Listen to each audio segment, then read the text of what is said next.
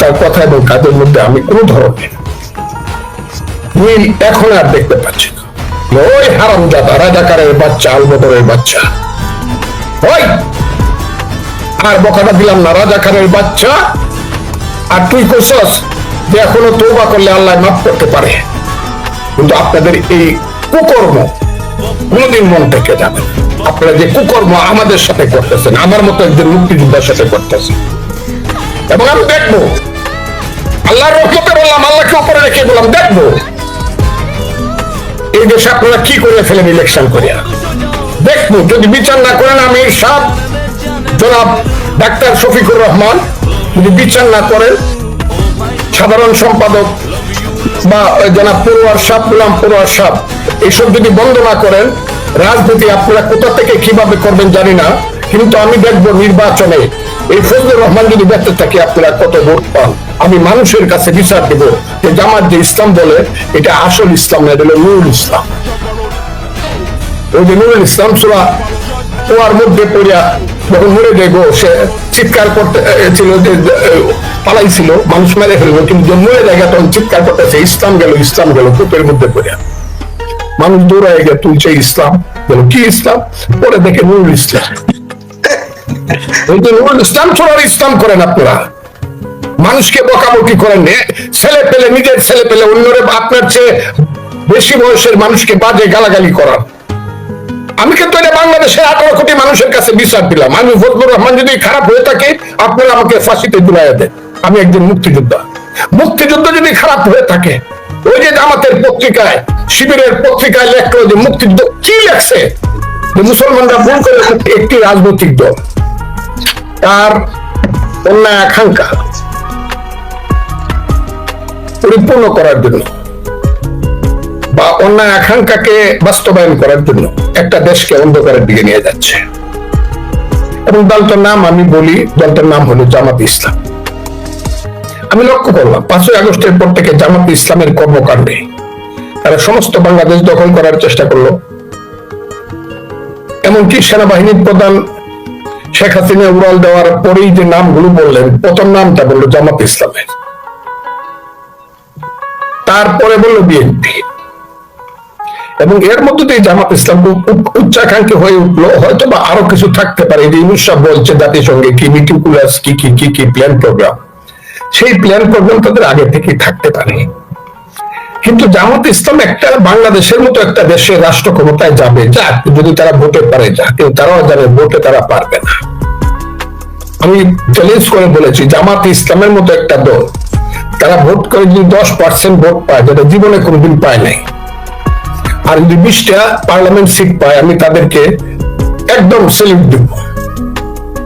কিন্তু তারা আশা করতেছে যে তারা 200 সিট পাবে এবং বাংলাদেশের সমস্ত সংবিধান পরিবর্তন করবে। এই যে দুরাশাকে বাস্তবায়ন করার জন্য তারা তাদের এক সময় যাদের ডানার নিচে আশ্রয় নিয়েছিল, যারা তাদেরকে শেল্টার দিয়ে জীবন রক্ষা করেছিল, সেই বিএনপিকে পর্যন্ত তারা এখন গিলে খেতে চাচ্ছে, আমার কাছে মনে হয়েছে। এবং এটা আগামী দিনে আরো প্রমাণ হবে। এই যে দুরাশা, দুরাকাঙ্ক্ষা বাস্তবায়ন করার জন্য কুটিল এবং জটিল পথে খেলা, সেই খেলাটা জামাত খেলছে পিছন থেকে। যারা ক্ষমতায় আছে, ছাত্র আন্দোলন যারা করছিল 158 জন, তার মধ্যে ওই যে বলছিল যে 152 জন হলো ছাত্র শিবিরের ছেলে, যেটা 22 জন, আমরা এটা বিশ্বাস করি। কিন্তু পরবর্তী সময় 31শে ডিসেম্বর বৈষম্য বিরোধী ছাত্র আন্দোলনের নেতা সাদিক সালাম বলে দিল যে এই আন্দোলনের ভ্যানগার্ড ছিল ছাত্র শিবির। তখন আমাদের বিশ্বাসের প্রশ্ন আসেন, এটাই বাস্তব ছিল। 2 হলো, যখন ইউনূস সাহেব 5, 6, 7 3 দিন কোন সরকার ছিল না, 8 তারিখে রাত্রে যখন ইউনূস সাহেব শপথ পাঠ করলেন, আমরা সবাই খুশি হয়েছিলাম যে বাংলাদেশের একজন শ্রেষ্ঠ সন্তান বোধহয় বাংলাদেশে একটা সঠিক পথে নিয়ে দিতে পারবে। কিন্তু আমরা তাও লক্ষ্য করলাম এইখানে জামাতের কালো হাত আছে তার উপর। আমি খুব স্পষ্ট বলছি, আমি কালকে গুলি খেয়ে মরতে পারি, কালকে আমাকে মেরে ফেলতে পারে, কিন্তু কথাগুলো আমি বলে গেলাম। আমার 77 বছর বয়স হচ্ছে, আমার বাঁচবার কোনো আশা নাই। কারণ যে গালিগুলো মিথ্যাভাবে আমি শুনলাম, গত কয়েকদিন আমাকে বলা হইলো আমি মুরতাদ, আমি দুজকে যাব, আমাকে বলা নাম বিকৃত করে আমার নাম বিকৃত করার মতো দুঃসাহস এই বাংলাদেশে কারো নাই। দুধে সাদা দুধে ময়লা আছে, কিন্তু ফজলুর রহমানের রাজনৈতিক জীবনে কোনো ময়লা নাই। একটাই ময়লা আছে, আমি রাজনৈতিক দল পরিবর্তন করছি।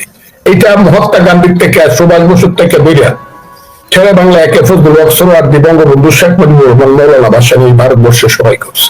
আমি একটা দল পড়ি, কিন্তু আমি কোনো সময় আমি আমার যে আদর্শ মুক্তিযুদ্ধের আদর্শ থেকে আমি বিচ্যুত হইনি। আমি আজকে খুব ক্লিয়ার করে বলতে চাই, তারা যে গালাগালিটা আমার করছে, কেন করছে? আমি বলছিলাম নিশ্চয়ই এই দেশে ওয়াজ মাহফিল হবে, মিলাদ হবে। আমি নিজে আমার বাড়িতে কোনো দুর্যোগ হইলেই প্রথমে মিলাদ পড়াই। আমি বছরের পর বছর আমি গিয়ে ওয়াজ মাহফিলে বসে নিচ্ছি গ্রামে গঞ্জে। তখন ওয়াজ মাহফিলের মধ্যে রাজনীতি ছিল না, আল্লাহ রসুলের নাম ছিল, কোরআন হাদিসের ব্যাখ্যা ছিল। আজকের ওয়াজ মাহফিল গুলো সবটাই হলো রাজনৈতিক জনসভার মতো। আমি বলছিলাম সন্ধ্যা থেকে ধরে ভোর 4টা পর্যন্ত এই যে মাইক লাগায় আপনারা রাজনৈতিক বক্তব্য ওয়াজ করেন। এখানে তো বৃদ্ধ মানুষ থাকতে পারে, নিত্য পদযাত্রী মানুষ থাকতে পারে, স্কুল কলেজ বিশ্ববিদ্যালয়ের পরীক্ষার্থী থাকতে পারে। এই ব্যাপারটাকে আপনারা একটু বিবেচনা করতে পারেন নাই? আর আপনারা যে যদি শীতকালে সারা রাত ওয়াজ করতে পারেন, তাহলে এই দেশে 100 বছর যাবত শীতকালে যাত্রা গান হইতো। এখন যাত্রা গান হইলে আপনারা দিলাম কেন, গিয়া কেন বন্ধ করে, কেন পারমিশন দেন না? নাটক হবে, গান হবে, লালনের গান হবে, বাউল গান হবে, শাহ আব্দুল করিমের গান হবে, হাসান রাজার গান হবে, রাধা রমনের গান হবে, বাওয়াইয়া হবে, আব্বাস উদ্দিনের বাওয়াইয়া হবে, সেগুলা হইতে দেন না কেন? ওই কালকেও দেখলাম একটা জেলা হেডকোয়ার্টারে মেয়েরা ফুটবল খেলতেছিল, এই মুল্লারা গিয়া লাঠি সুটা নিয়ে সব বন্ধ করে, নাটক বন্ধ করে দেয়। এখানে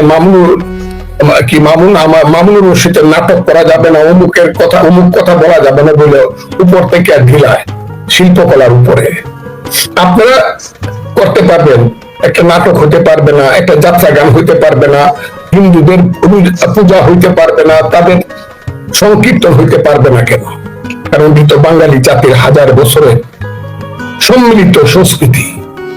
শত ফুল না ফুটলে যেমন একটা বাগান হয় না, ঠিক তেমনি শত ধর্মের লোক, শত মতের লোক, শত চিন্তার লোক না থাকলে একটা দেশ হয় না। কিন্তু আপনারা তো খালি এই দেশটাকে নিয়ে যেতে চাইতেছেন কোথায়? একটা আপনাদের মতো একটা ধর্মীয় রাজনীতি, আর আমি বলি এটাকে সাম্প্রদায়িক রাজনীতির দিকে দেশটাকে নিয়ে যাচ্ছে। আপনারা বলতেছেন আপনারা মুক্তিযুদ্ধ মানেন না। জামাতের আমির দেখতে দেখা যায় আল্লাহর সুফি সাবির মতো, দাড়ি দেখলে দেখা যায় আমার দাদার মতো বয়স, কিন্তু উনি আমার 5 বছরের ছোট বয়স, কমপক্ষে 5 বছরের ছোট জামাতের আমির। আমি ওনাকে রেসপেক্ট করি যে সুন্দর করে কথা বলে, কিন্তু তার কথা এবং কাজের মধ্যে আমি কোন ধরনের মিল এখন আর দেখতে পাচ্ছি না।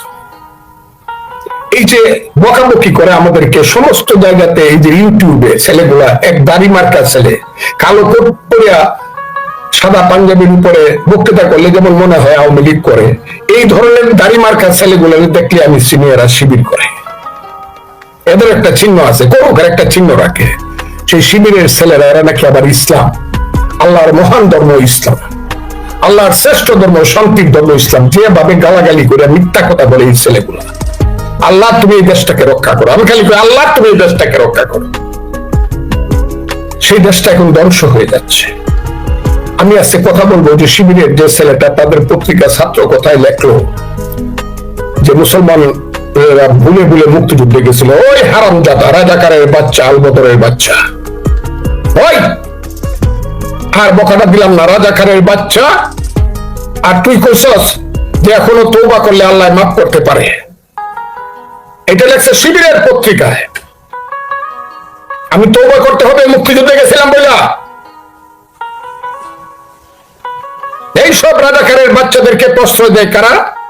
জামাত ইসলাম। এরা টেস্ট করে দেখতেছে এই দেশের শক্তি দিয়া 71 সালের মুক্তিযুদ্ধের প্রতিশোধ নেওয়া যায় কিনা। আমি জানি না আমার দল বিএনপি কতটুকু বুঝবে, আমি জানি না।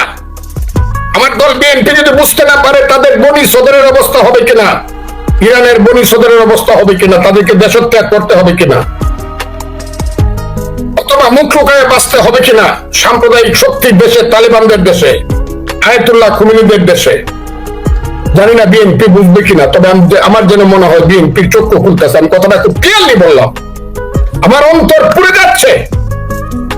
প্রত্যেক দিন বিএনপি কে এই মাইক ধরে ধরে ইউটিউবে গালাগালি করে এই জামাতের ছেলেগুলা সবাই। আর কি করে, দু একটা ছেলে আছে একটু মলম লাগায় দেয়, কি তারেক রহমান সাহেব খুব ভালো, তারেক রহমান সাহেব বিএনপি কে সামলাইতে পারতেছে না। আর বিএনপি সব খারাপ, মির্জা ফখরুল ইসলাম আলমগীর খারাপ, মেজর হাফিজ বীর বিক্রম খারাপ, বিএনপির সমস্ত মুক্তিযোদ্ধারা খারাপ, রিজভী খারাপ, দুদু খারাপ, সব মুক্তিযুদ্ধের পক্ষের জয়নাল আবদিন খারাপ, মির্জা আব্বাস খারাপ, ফজলুর রহমান তো দুদকেই চলে যাবে। শুধু ভালো হইলো কে? ভালো হইলো তারেক রহমান, উনি সবকে সামলাইতে পারতেছে না। মুনাফেকের বাচ্চারা, তাহলে মুনাফেকের বাচ্চা। এত যদি বাপের বেটা হও, এখন তো সেক্রেটারিয়েট দখল করে রাখছো তোমরা। আমি আজকে বলবো, আমি সব খবর নিছি, আজকে আগেই নিছি। সেক্রেটারিয়েটের প্রত্যেকটা উপদেষ্টার অফিসে, সেক্রেটারির অফিসে, এডিশনাল সেক্রেটারির অফিসে তারাই আমাদেরকে বলে ঘেরাও করে বসে আছে শিবিরের ছেলেরা অথবা জামাতের যুবক ছেলেরা।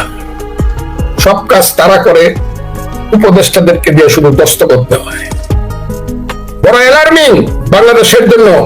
আমি এখন এই মুহূর্তে দাবি করছি একজন মুক্তিযোদ্ধা হিসাবে, আমি দেশে একজন দেশপ্রেমিক সিনিয়র আইনজীবী হিসাবে আমি দাবি করছি।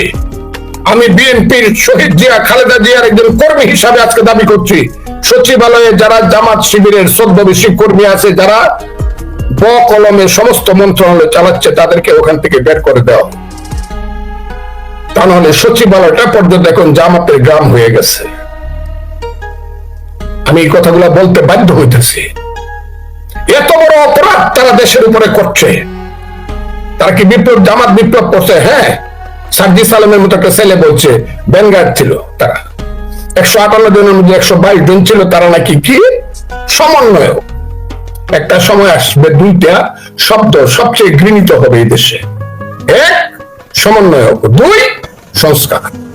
দুইটা ঘৃণিত শব্দ হিসাবে বাংলাদেশের মানুষের কাছে ট্রিট হবে।